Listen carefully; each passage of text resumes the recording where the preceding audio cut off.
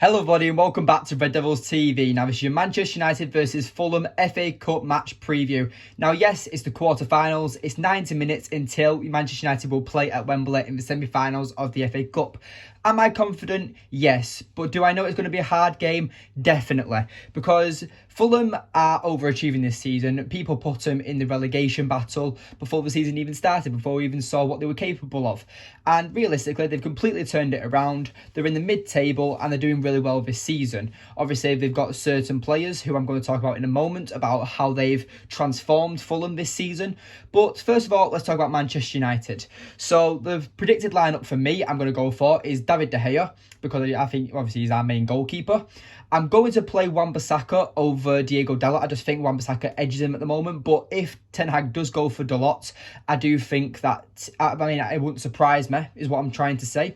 I do think Varane and Martinez will be the centre-back pairing, as Varane didn't play against Real Betis, getting that rest that he deserves. Same with Luke Shaw. I think he'll come back at left-back. I think that Luke Shaw, obviously, he got his rest against Real Betis. Pellistri did play really well, but Luke Shaw is our main left-back. And yeah, I think Luke Shaw will obviously be our left-back.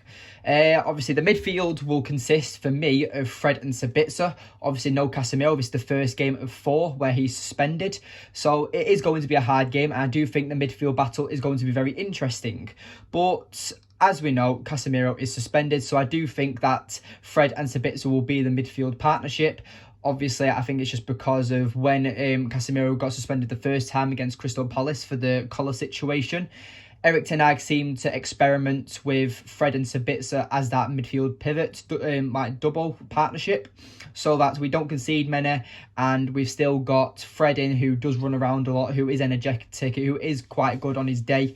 And Sabitzer, we don't really know too much of Sabitzer, but from the little glimpses we have seen of Sabitzer, I think that he's really good. I think this is a big opportunity for him, and he does need to step up, because I think that he is a good viable option. I do think Sabitzer should be in the team over Fred, but Fred is just keeping him out of the team, and if he gets a good cameo for the next 4 games while Casemiro is suspended, then Sabitzer could become a good player and maybe a permanent member of the starting 11.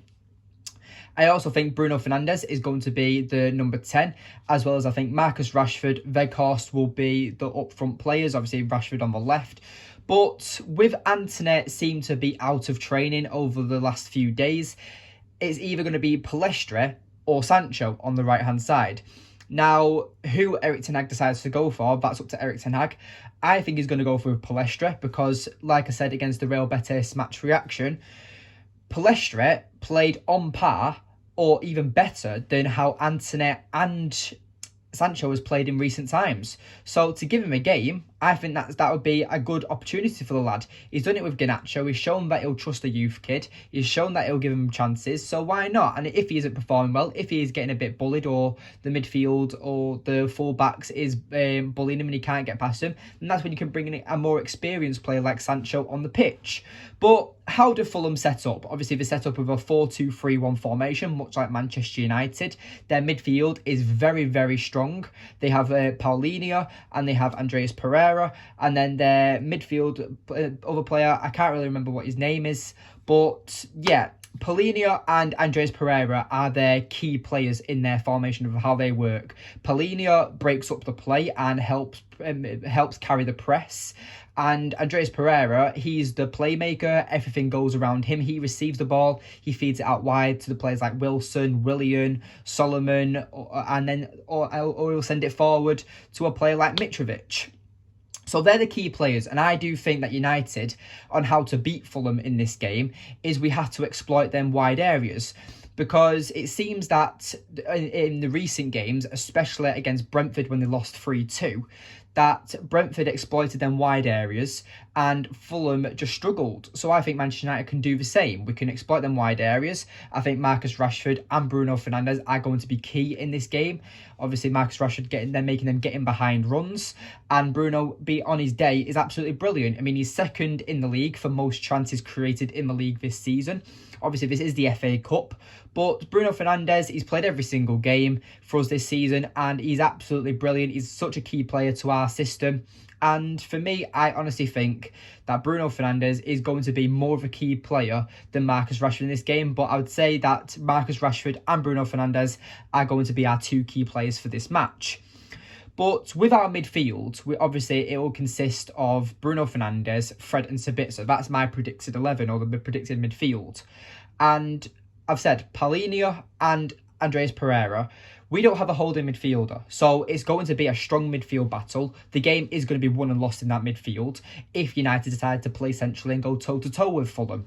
But if we exploit them wide areas, like I've said, and make players like Paulinho, their full-backs or centre-backs or even wingers, like come out of position a little bit, I think we can exploit it and punish them. But let's say we can't sleep on Fulham. They are doing really well this season. We did win at Craven Cottage before the World Cup. It was our last game before the World Cup started, and Garnacho got that late winner goal. But Fulham are a good side. Obviously, they have conceded 6 in their last 2 games.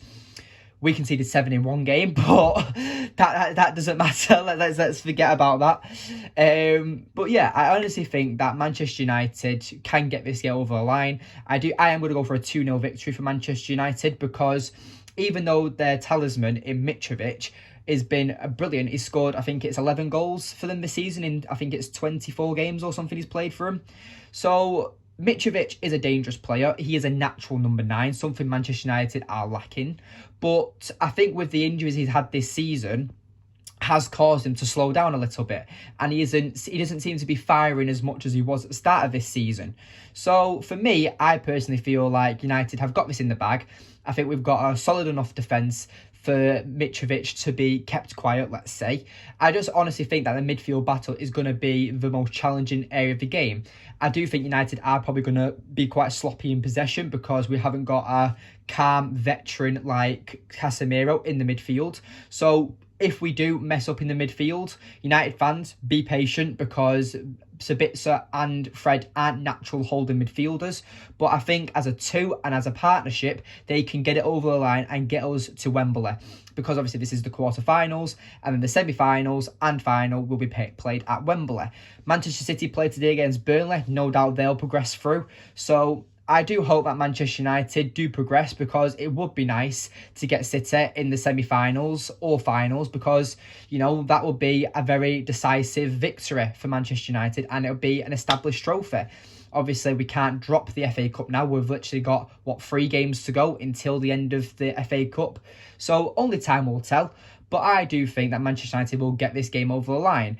And for me, I do think that Fulham, yes, they are good this season. Yes, they have been overachieving, but I don't think they're good enough as Manchester United. And it's the last game before international break.